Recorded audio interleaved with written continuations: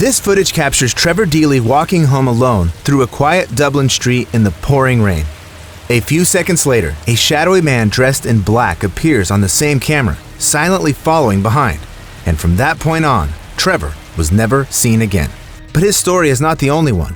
Today, we'll look at 4 real-life cases where a missing person's final moments were captured on disturbing CCTV. If you missed the previous videos in this series, it should be on your screen. But first, as always, viewer discretion is advised. Case 1. Trevor Deely. Trevor Deely was 22 years old when he landed what many would call a dream job, working in IT at Bank of Ireland Asset Management in Dublin. Originally from Naas County, Kildare, the young man had recently moved to the city to begin building his adult life. By the winter of 2000, things were looking up. He had settled into his new apartment on Serpentine Avenue, and although still relatively new to the team, he had already proven himself as a sharp, capable, and reliable employee with a bright future ahead. On Thursday, December 7th, 2000, the Bank of Ireland held its annual Christmas party. It was one of the most anticipated events of the year for staff, and Trevor, like many of his colleagues, joined in the celebrations. The night began at Copper Face Jack's, a well-known Dublin pub, before moving on to the Hilton Hotel for drinks and socializing. Later, the group made their way to Buck Whaley's, an upscale nightclub on Lower Leeson Street, where the employees danced and enjoyed the night together.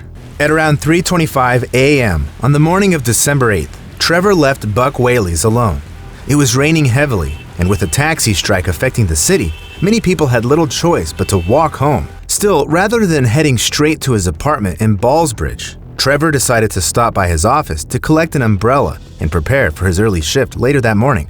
At approximately 3:35 a.m., he arrived at the rear entrance to Wilton Park House. At that point, CCTV footage from the building captured a brief but notable encounter. A man dressed entirely in black, standing near the door and lingering in the shadows. He had reportedly been there for nearly 30 minutes before Trevor arrived. The footage then showed a short exchange between the two men, no more than a few words, before Trevor entered the office alone, using his keycard.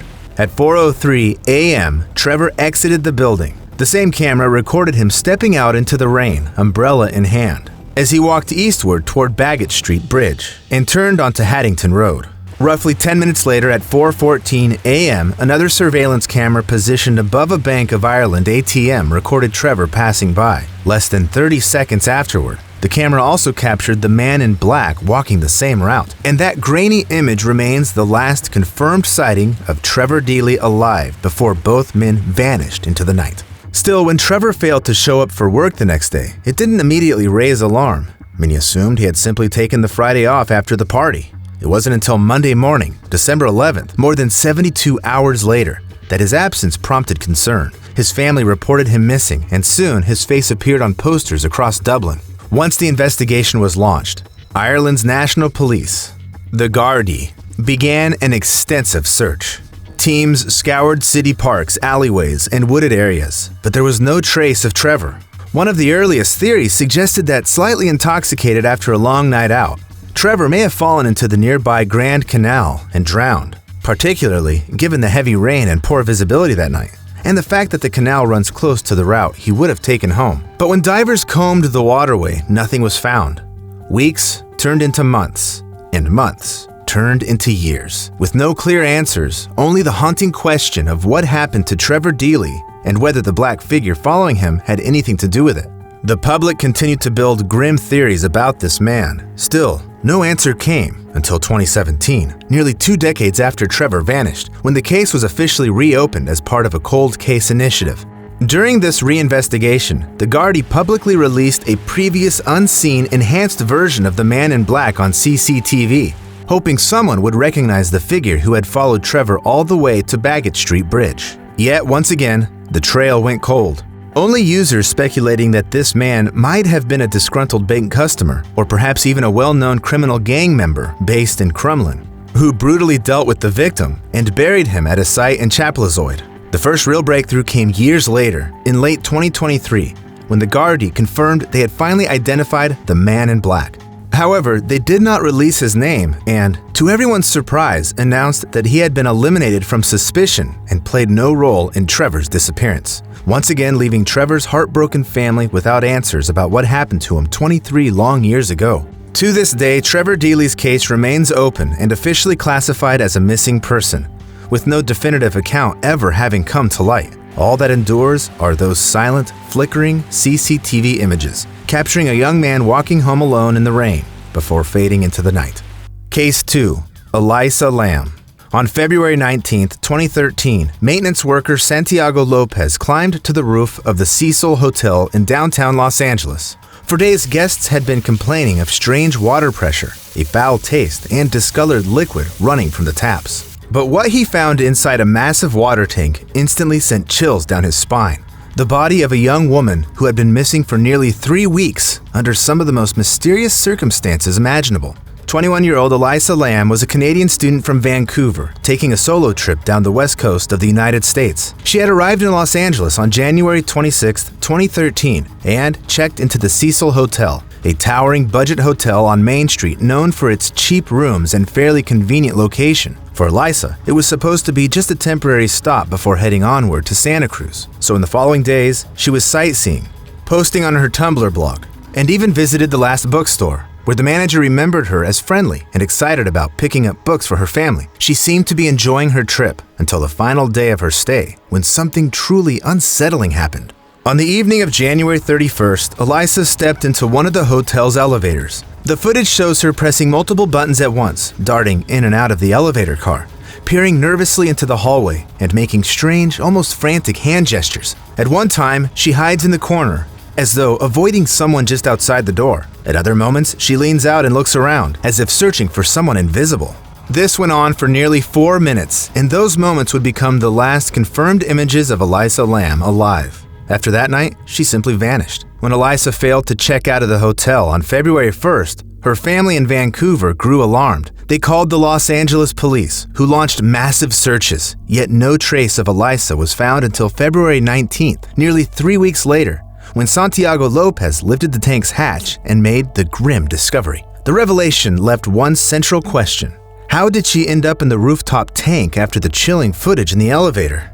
At first, investigators suspected foul play and considered that Elisa may have been murdered and forced inside by another guest or even hotel staff, especially since rooftop access was restricted and the water tank itself was sealed with heavy metal hatches. But when the autopsy results came back, the theory began to unravel because Elisa's body showed no signs of physical trauma, sexual assault, or any indication that she had been restrained or attacked. This in turn gave rise to conspiracy theories about something even darker. The thing is, the Cecil Hotel already had a notorious reputation. For decades, it had been linked with suicides, overdoses, and even serial killers who once stayed there, including Richard Ramirez, the Night Stalker. Thus, believing the hotel was cursed, many speculated that Elisa had either been targeted by a cult or was playing the so-called elevator game, an urban legend ritual said to summon spirits. But as investigators dug deeper, another picture began to emerge, one far more grounded in reality. Elisa Lam had been diagnosed with bipolar disorder, and her medical records showed a history of severe episodes. Toxicology revealed she was missing several of her critical medications at the time of her death and had likely been in the midst of a psychotic break during her final hours. Therefore, police believed Elisa somehow made her way to the roof, either through an unlocked door or by climbing the building's fire escape, and climbed into the water tank on her own, where she ultimately drowned. Yet even now, more than 12 years later, the case raises more questions than answers. And that chilling elevator video remains Elisa's final haunting appearance before fading forever into mystery. Case 3. Jameson Family. On October 17, 2009, hunters came across a pickup truck abandoned on a remote dirt road in the Sans Bois Mountains of southeastern Oklahoma. The vehicle was locked, parked awkwardly in the brush, and inside was a disturbing scene. A dog sat weak and malnourished in the back seat. Meanwhile, scattered around were wallets, IDs, mobile phones, a GPS unit, and over $32,000 in cash, yet absolutely no sign of the truck's owners. When police traced the vehicle, they discovered it belonged to the Jameson family, 44-year-old Bobby, his wife, 40-year-old Sherilyn, and their 6-year-old daughter, Madison. Investigators began working backward, trying to piece together what led the family into the mountains in the first place. It turned out that 11 days earlier, on October 8, 2009, The Jamesons had set out to drive into the Sans Bois Mountains near the small town of Red Oak to scout a 16-hectare property they were considering buying. As part of the investigation, police searched their home in Eufaula, Oklahoma. Still, they found no sign of the Jamesons there either. Only chilling home security footage recorded on the day they vanished. The tape shows Bobby and Sherilyn moving between their house and the truck over and over again, silently carrying boxes, bags, and belongings. They never speak, interact, or even glance at each other. Meanwhile, their movements appear strangely robotic, almost trance-like. At one point, Sherilyn loaded a large brown briefcase into the truck, an item that has never been recovered. Then, with their daughter Madison, they set out for a drive into the Sans Bois Mountains. And from that moment on, they were never seen alive again. The search for the Jamesons was massive. Police, volunteers, and federal agents scoured the area with dogs, horses, ATVs, and aerial support. But despite days of effort, no sign of the family was found.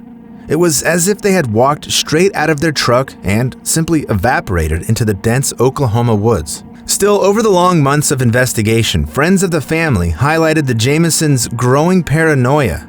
According to them, Bobby and Sherilyn believed their house was haunted. At one point, they even consulted a pastor, claiming they were under spiritual attack and planning to move away as soon as possible. Authorities also learned that both Bobby and Sherilyn had struggled with depression, and their marriage had been under strain. Moreover, the Jamesons were experiencing serious financial difficulties and were barely making ends meet after Bobby had suffered a severe back injury in a car accident years earlier, leaving him in chronic pain and unemployed. That only raised more questions. Where had such a large sum of money found in the truck come from? And what was it intended for? However, those questions went unanswered, and despite extensive searches, no trace of the family was found for years.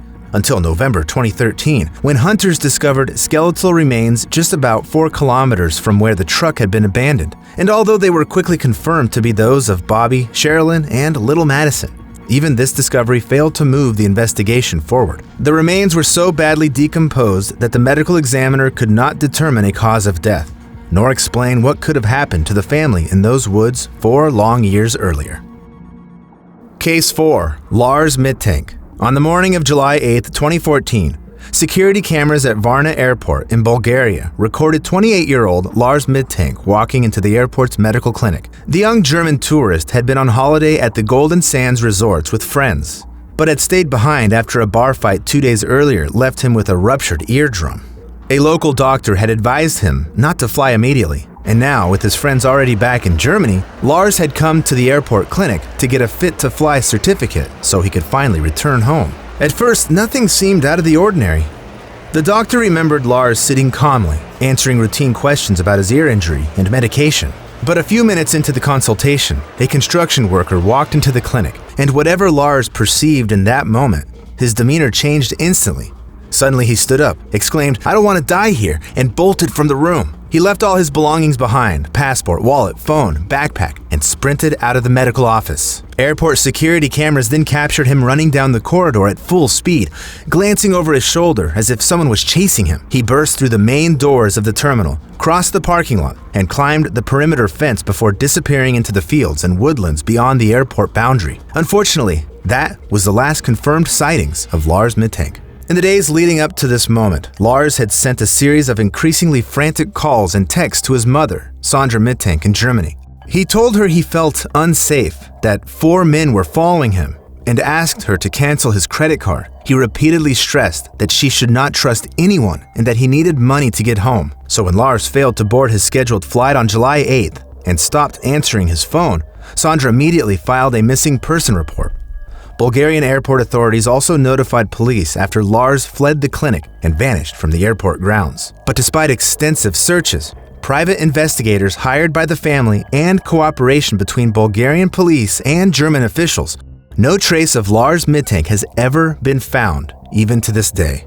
According to statistics, CCTV footage has helped solve between 72 and 86% of missing persons cases where video is available. But as the stories we covered today show, some recordings leave behind far more questions than answers. And some disappearances are so tangled they may remain unsolved forever. Now let me ask you, what do you think really happened to the people in these cases? Just drop your theories in the comments. And don't forget to subscribe for more shocking real-life stories, the kind that make even ordinary surveillance footage feel like a glimpse into something far darker.